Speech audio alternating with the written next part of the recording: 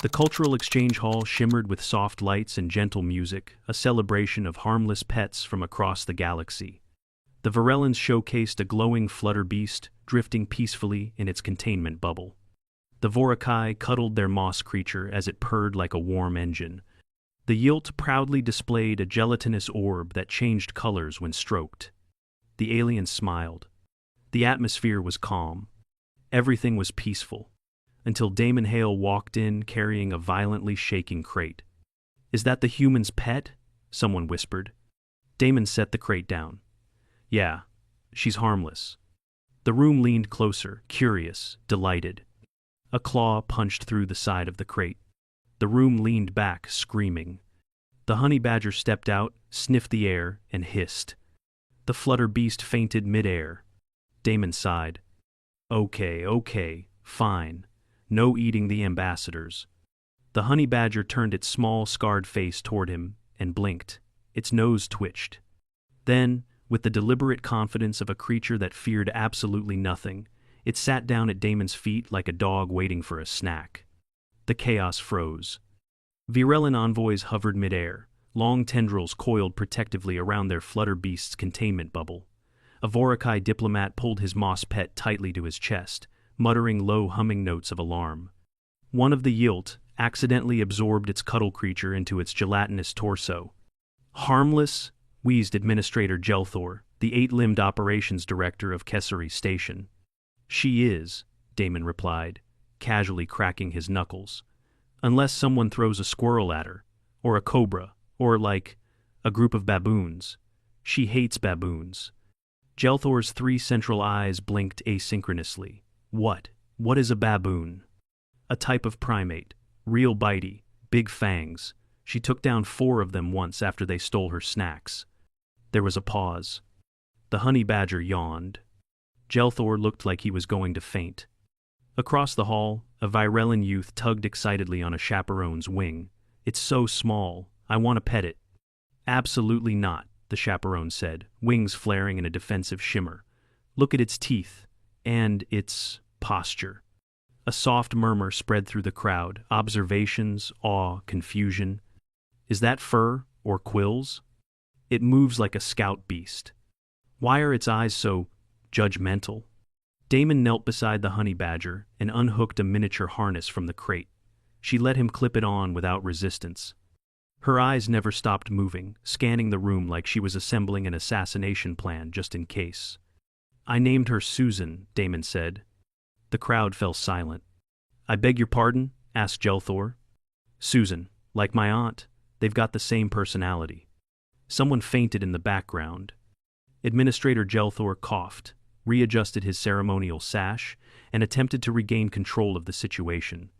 "Very well, Technician Hale, per Council Regulation 8C, you were invited to submit a harmless terrestrial species for interspecies cultural exchange. You were aware of the context?" "Yeah, of course," Damon said, scratching Susan behind the ears. She leaned into it with alarming intensity. "You said, harmless Earth pet. She's from Earth. She's a pet." "Nailed it." One of the Vorakai raised a vine-like appendage. "You do not fear it?" "Nah," Damon said. "She's a sweetheart. Raised her from a pup after I found her chewing through my toolbox." Another voice, higher pitched and anxious, piped up from the crowd. "It chewed tools?" "Yup, ate a screwdriver, passed the handle 3 days later. Not even mad. That thing was made of reinforced polymer." Administrator Gelthor looked like he needed a break, possibly a vacation, possibly off-planet. But protocol demanded a formal presentation, and now the entire council was watching, so he cleared his throat and waved toward a containment booth. "Technician Hale, if you would kindly guide your companion to display enclosure 4, we may begin the demonstration." Damon nodded. "Sure, come on, Susan." She followed, tail twitching. The booth shimmered to life, a high-security enclosure designed to safely display exotic fauna. Damon stepped in first, then coaxed Susan inside with a treat from his vest pocket. She took it, sniffed, and crunched it loudly. Metal? Bone? The audience didn't know, and they didn't want to. The barrier sealed behind them with a pleasant chime. Administrator Gelthor began the formal introduction. Behold, citizens of Kessari Station, Earth's contribution to this year's Cultural Exchange Expo, a small terrestrial mammal of the mustelid family, known to humans as the honey badger. Soft ooze rose from the audience. Observe its compact stature, its dense fur, its mammalian warmth. Susan sat on her haunches and stared directly at the closest alien child. Note its small size, suggesting a low threat rating. Susan snarled. The alien child screamed. Damon rubbed his temples. Susan, no bullying. She huffed and looked away. The booth's AI display lit up with information. Species, Mellivora capensis. Mass, 13 kilograms. Height, 28 centimeters at shoulder. Behavioral profile. Temperament, inconclusive. Threat rating, recalculating. Suddenly, Susan stood up, nose twitching. Across the room, a floating moss pet drifted too close to the containment booth. Susan charged the barrier. The impact rattled the enclosure. The moss pet squealed and zipped away. Screams echoed through the expo. Damon snapped his fingers. Susan! She froze, mid-growl. Not food, he said sternly. After a long pause, she dropped back to the floor, tail twitching. Several council members fainted. Technician Hale, Gelthor barked. Did you not review the containment safety protocols? Sure I did. Look, she hasn't even broken anything. Behind him, the booth's rear panel sparked as Susan clawed a scanner off the wall. It flickered, then shorted. Okay, Damon amended, barely broken anything. Gelthor's limbs shook with bureaucratic fury. Your pet has damaged a level 2 containment unit. That's rated for up to 5 Vorakai ripple bears. Well, you're not going to want to test it on ripple bears now, Damon muttered. Pretty sure Susan's claimed this territory. An emergency barrier dropped from the ceiling around the enclosure. Alarms whooped. Damon calmly stepped out before it sealed. Susan stayed seated inside, licking her claws. Security teams arrived seconds later, weapons drawn. Stand down, Damon called. It's fine. She's just getting used to the place. The lead guard aimed a stun beam through the barrier. Sir, step away from the containment. Susan, Damon said. She looked up. Sit. She sat. The entire crowd gasped. A Yilt ambassador dropped their teacup. It obeys? Course she does. She's trained. The room reeled. This, more than anything, unsettled them. That such a creature could be trained, that a human could wield that kind of control, didn't align with anything the interspecies psychological models had predicted. The moss pet's handler sobbed quietly. A Vorakai whispered, "What else do humans train?" And that's when the booth exploded. Well, not exploded, but the panel Susan had been casually dismantling finally gave way. With a flick of her claws and a short grunt, she popped out of the rear enclosure and trotted toward Damon, unconcerned. The security team panicked. Weapons raised. Damon held up a hand. Don't. She's escaping. She's not escaping, Damon said. She's leaving. Susan reached his feet, yawned again, and lay down. She looked up at him. Then she growled. But not at the crowd. She was staring at the ceiling vents. Damon frowned. What is it, girl? Administrator Gelthor exhaled, exhausted. Perhaps we should end the presentation here. Susan snarled louder. The sound was different, sharper, not a threat, but a warning. She stood again, eyes fixed upward. The station systems hummed gently. Everything seemed normal. But Susan didn't relax. And Damon, after a long moment, didn't either. He said, I think she hears something we don't. The room tensed. Gelthor glanced at the security chief. Scan the ducts. Already on it. Nothing came up. But Susan didn't move. She stood rigid, tail bristling, growling at a patch of seemingly empty air. The Varellans whispered among themselves. The Vorakai drew their pets closer. The Yilt slowly edged away from the center. Damon knelt beside her. You found something, didn't you? Susan chuffed once, then looked at him, expectantly. Whatever this was, it wasn't over. And for the first time that day, Damon Hale began to think that maybe Susan hadn't been the problem. She might just be the warning. Susan stared at the ceiling vent like it had personally insulted her. Her fur bristled. Her stance tightened. The cultural exchange hall, already recovering from the shattered containment booth, descended once more into nervous chaos. Only Damon seemed calm, which worried the others even more. "What is it sensing?" Administrator Gelthor asked, craning his eye stalks upward. "Dunno," Damon replied, kneeling beside the honey badger. "But if she's not relaxed, I'm not relaxed." Susan chuffed in agreement. A few species recoiled in sync. Security teams, still hovering nearby, hesitated at the shift. Their weapons didn't drop, but their hands grew less confident. Whatever this tiny predator was reacting to, it wasn't visible on sensors, and that made it worse. One of the Yilt technicians, pulsing green with stress, whispered to a colleague, "It reacted before any of our instruments." "Impossible. That vent is empty. Thermal, seismic, biosignature, all clean." Susan growled low and steady. The vent cover popped loose.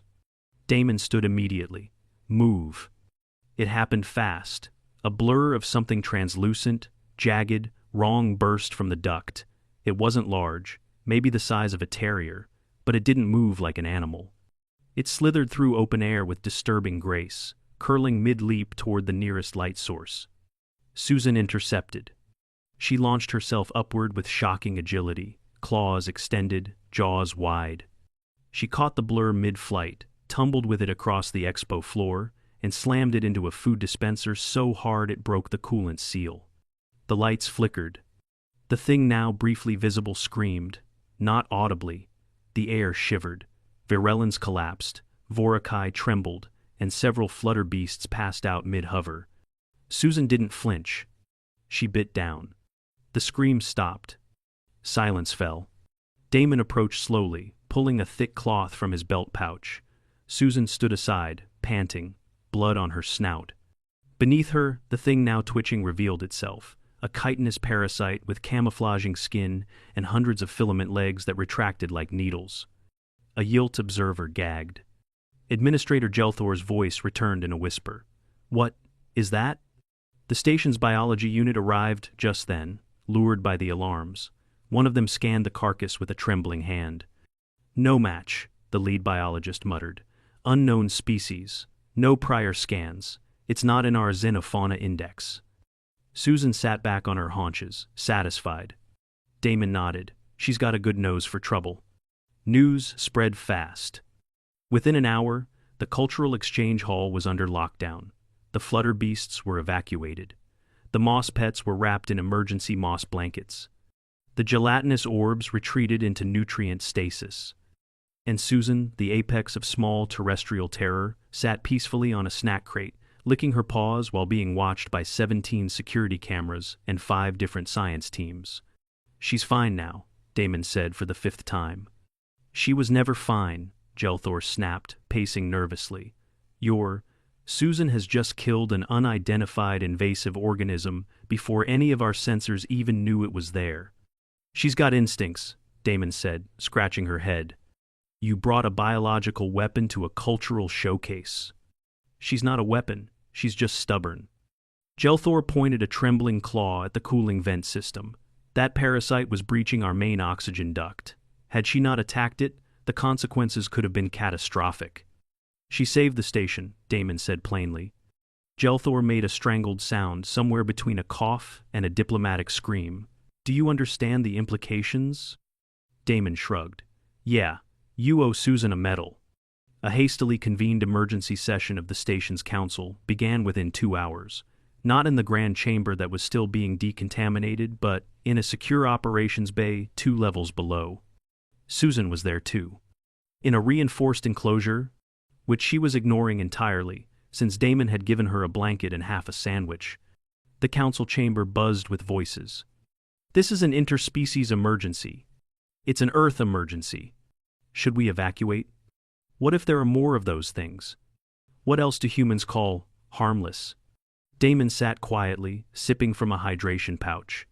Gelthor finally raised a limb and called for silence. "We are not here to assign blame." "I'm not blaming Susan," someone interrupted. "But we must address the Misunderstanding. Damon raised an eyebrow. You asked for a harmless pet. That's not a pet, someone whispered. She lives in my quarters, eats when I eat, watches old space westerns with me. If that's not a pet, I don't know what is. One of the Virellan science delegates raised a wingtip. We have reviewed footage. The organism Susan neutralized was undetectable by all known sensors. It mimicked environmental background data. In effect, it was invisible. Damon leaned back, patting Susan's side.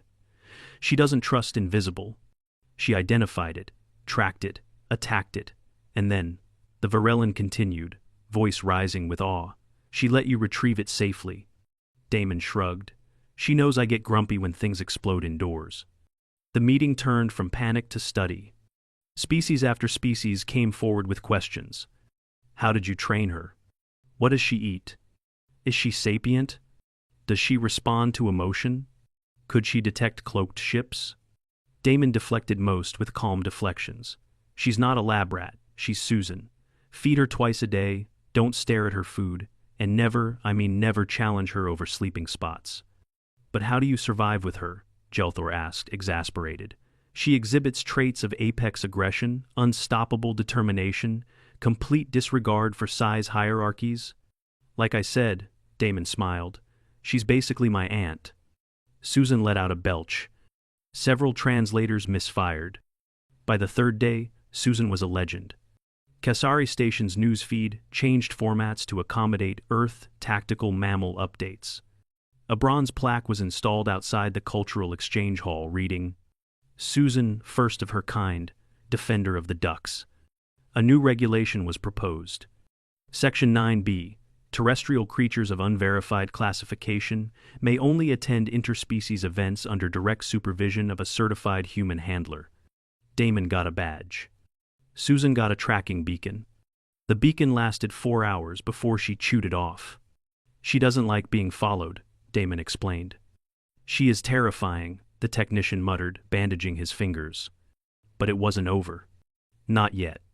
The biology lab kept the parasite's remains under strict quarantine. Problem was, the remains kept changing. After 48 hours, the tissue reconfigured into an armored larval form. Genetic sequencing failed, the DNA loop was non-standard.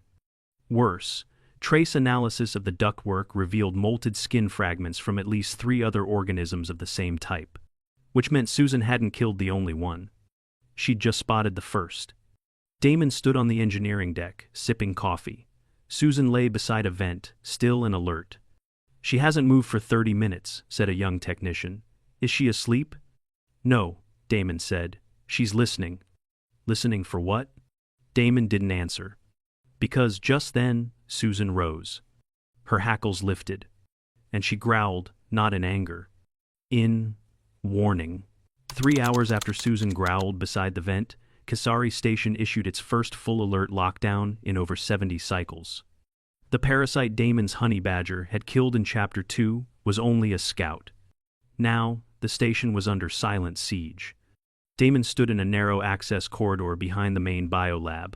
Panels buzzed, lights flickered. Somewhere deep in the walls, something skittered. He held a portable motion tracker in one hand and a heavy wrench in the other.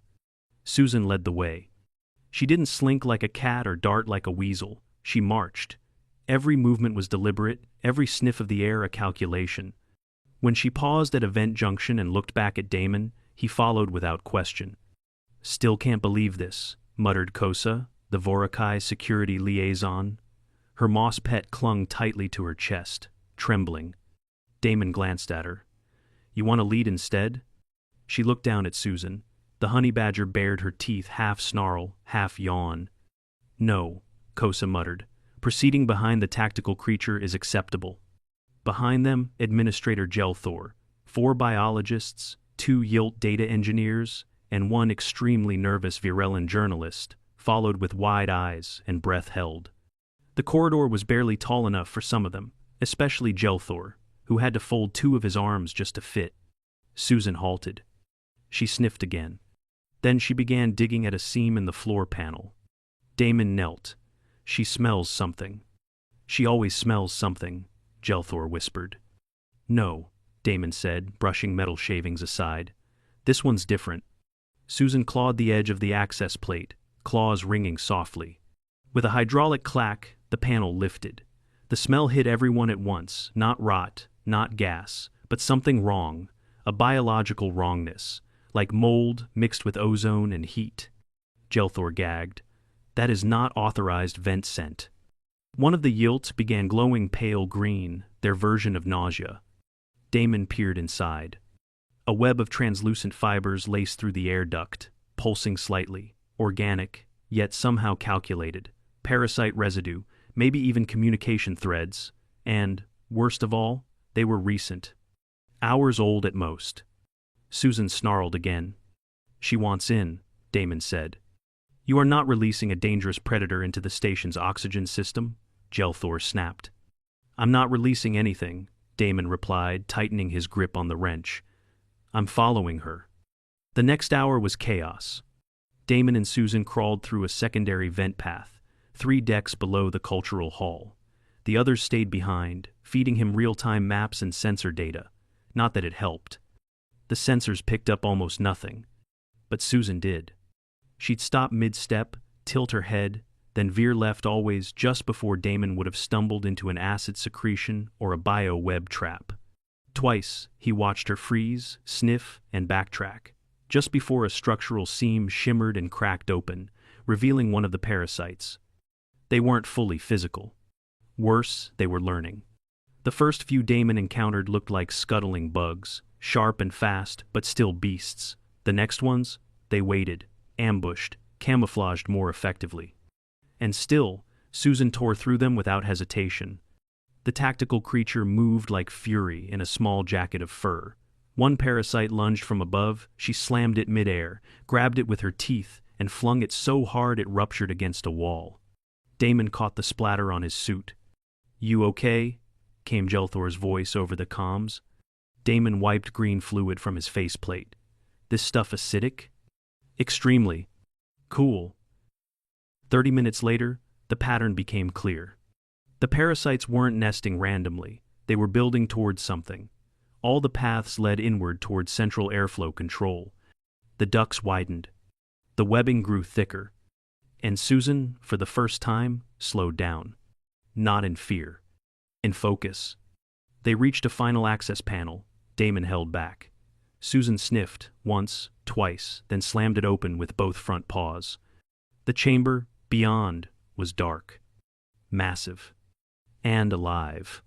The parasite nest sprawled across the airflow hub. Hundreds of creatures in varying stages of development moved in silence. A central mass taller than Damon, wide as a hover truck, pulsed with heat. Tendrils connected it to every surrounding vent, like a biohacking system. It wasn't just feeding on the station. It was learning how to become it. Susan growled. Then charged. What followed would later be called the Badger event. Susan leapt onto a power relay, bounced off a control pedestal, and dove straight into the core of the nest. Claws whirled, teeth flashed, parasites screamed. Damon followed, shouting, wrench in hand, swinging at anything that moved.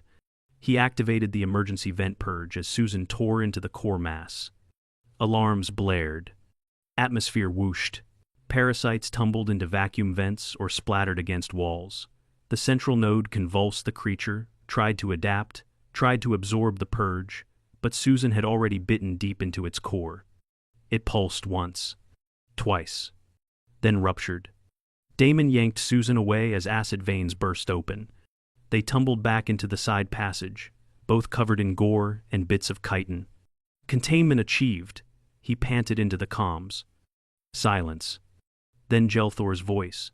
You brought that creature to a petting zoo. Cleanup took days. Crews cleared bioresidue from over 70 vent systems. Security recalibrated internal sensors with new parasite metrics, all based on Susan's movement patterns. And Susan? She slept for 23 hours. Flat on Damon's bunk, wrapped in a thermal blanket, head resting on a disassembled air filter. The hero of the station, though she would have probably just said, nap time. The final council report declared the parasite an undocumented invasive organism, possibly a space-borne life form that clung to a trade ship's hull. undetectable to sensors, immune to most scans, fully integrated with ventilation systems. Except, none of it explained why Susan had known. Long before any alarm, before any sign, she had sensed it. When asked for a theory, Damon just said, instinct. But some of the scientists whispered other ideas. Sapient threat detection? Neurological hazard mapping? Or, is she just better than us? A week later, a revised rule was quietly added to the official Cultural Exchange Guidelines. Section 12C, subheading Earth. No Earth fauna shall be permitted in cultural exchange without a bonded human present at all times.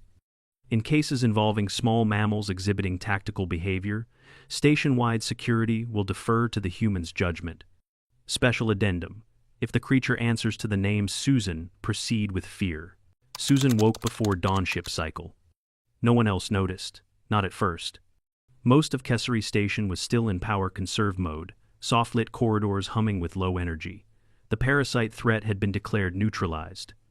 Ventilation systems had been flushed, sterilized, reinforced. But Susan didn't believe in declarations. She believed in movement. She slipped from Damon's quarters, bypassing the newly installed animal gate with a headbutt. She stalked the hallway with purpose, claws silent against the poly floor. The cameras didn't trigger. She'd learned where they were, avoided them. She always learned. In Engineering Deck 6, she stopped at an unused duct, tilted her head, listened. Nothing moved. But she could smell it. Damon found her an hour later, seated beside the duct, eyes fixed, tail low. He crouched beside her. Again? She didn't blink. Damon exhaled and tapped his comm. This is Hale. Engineering, Deck 6. I need a scan team. They didn't argue anymore. By midday, the new scans were in. More filaments. Faint, dormant. Not enough to trigger alarms. But enough for Susan to notice. Enough to make Damon request full reinspection of the secondary maintenance decks, the ones no one had touched in decades. The ones with legacy systems left over from the station's original builders. That's where they found the nest. Small, incomplete, but growing. Jelthor's eyes jittered when he saw it. Another? It didn't come in with the last batch, Damon said. It was already here. The implications spread like shockwaves. The parasite hadn't snuck aboard. It had always been aboard. Waiting. A new investigation began. Teams traced shipping logs, docking records, and forgotten blueprints. The parasite's origin couldn't be pinpointed, only theorized. Maybe it evolved inside the station, feeding off waste heat. Maybe it was seeded by accident from a probe centuries ago. Maybe it came in hiding. But Susan had found it. Again. And that changed everything. The council gathered once more. Not in panic. In policy. The Virellans proposed an Earth-specific subcommittee on xenofauna threat response. The Vorakai suggested integrating Earth animal scent profiles into early warning systems. The Yilt simply requested 3 Susan plush replicas for study. Susan sat on a cushion, licking her paws. She was no longer a curiosity. She was a presence. A known variable. A tactical specialist. Don't give her a title, Damon warned as they debated. Why? Jelthor asked. She'll start acting like she outranks us. Susan sneezed. A month passed. No new nests. No parasite resurgence. But Susan remained vigilant. She took regular patrols, now not ordered, not requested. She moved through decks with an unofficial clearance the crew had all agreed to never discuss. Damon installed a door sensor that beeped "good girl" when she passed. She ignored it. She preferred results over praise. On the 40th day, a diplomatic envoy arrived. High-ranking officials from the Allied Species Assembly, formal robes, ceremonial trappings, and 100 questions. They'd heard about Susan. They wanted to see her. Administrator Jelthor warned them, she's not an exhibit, she comes and goes as she pleases. She stopped a station-wide infestation. She also attacked a moss pet. The delegation insisted. Damon agreed with conditions. 1 human handler, 1 honey badger. No cages, no performances. Just observation. They entered the security briefing room in silence. Susan was already there, lying under the table. A hand twitched toward a snack. Damon held up a finger. I wouldn't. The hand retracted. Susan opened one eye, then rolled onto her side and snored. The delegation watched for an hour. She didn't move. They left shaken. Later that day, Damon found a new note added to the Interstellar Wildlife Classification Index. Earth species designation: honey badger, Mellivora capensis. Threat tier: ambiguous, varies by handler. Recommended protocol: approach only with human present. Or better yet, don't. Back in Damon's quarters, Susan curled on her blanket beside a small heater. He scratched her head. You know you've got them terrified, right? She growled softly, but it sounded more like a purr. You're not just a pet anymore. She flicked her tail. You're a precedent. Susan yawned, baring teeth that had chewed through metal, parasites, and several careers. Then she closed her eyes. Damon leaned back against the bunk, folding his arms behind his head. You're still just Susan to me. 6 weeks after the first nest, Kasari Station declared a new security division: Biological Threat Recognition and Non-Technological Response Unit. The head of the unit? Technician Damon Hale. His partner? Officially listed as classified. Unofficially? Everyone just called her the Badger. Final transmission, logged by Kasari Station's AI core. One small creature, no augmentation, no uplink, no armor. Just teeth, instinct, and a bond. And somehow, she saved us all.